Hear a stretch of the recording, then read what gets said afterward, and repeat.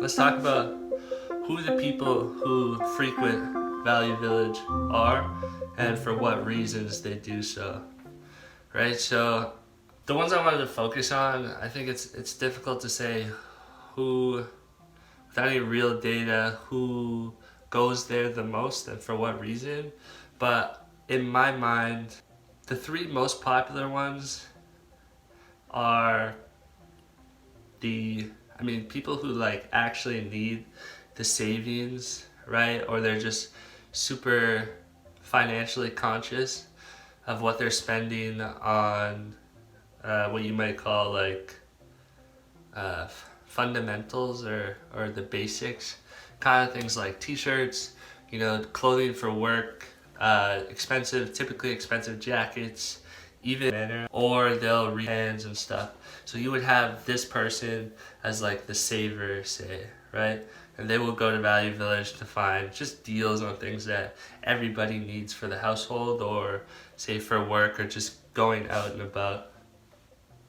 I had to say out and about.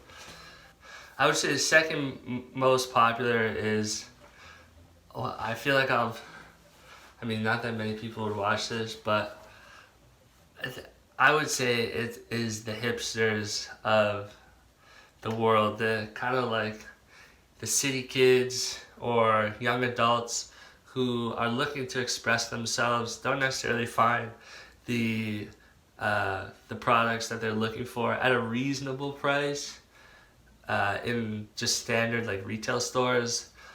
I think real simply, like you kind of get that streetwear vibe from these like expensive name brands. You get that same look in these older like vintage, say, or even just like lightly worn older clothing, right? Even shoes, you kind of get like a similar aesthetic. And the thing is, you can go to Value Village and find this stuff for, dirt cheap, like fractions of what they'll cost brand new.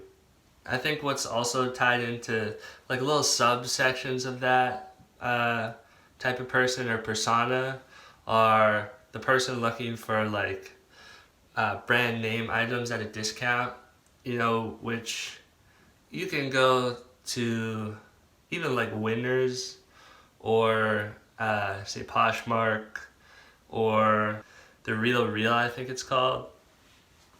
You can go to these places and find like much more curated selections of secondhand luxury items.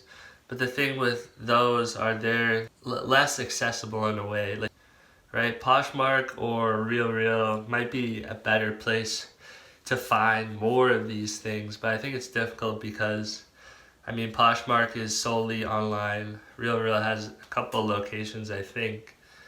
But the thing is, like, if you're ordering these things online, it's difficult to determine the exact sizing or how a thing will look when you're wearing it.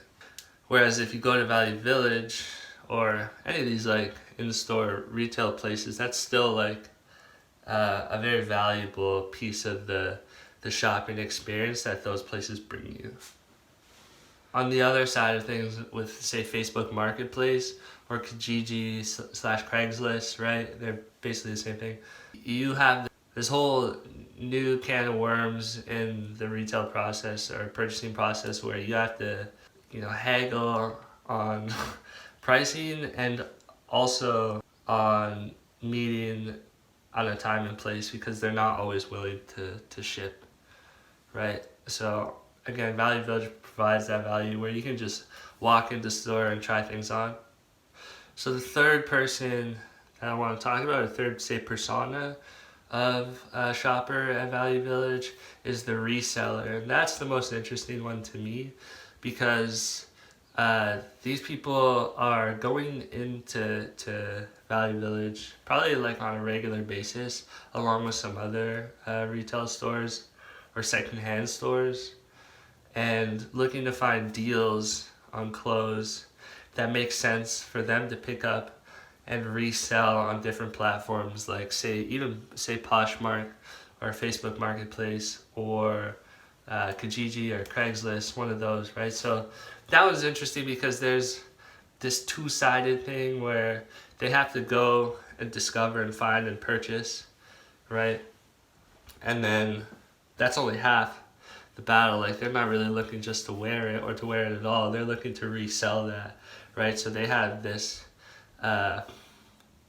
this chain of events happening that involves purchasing and reselling.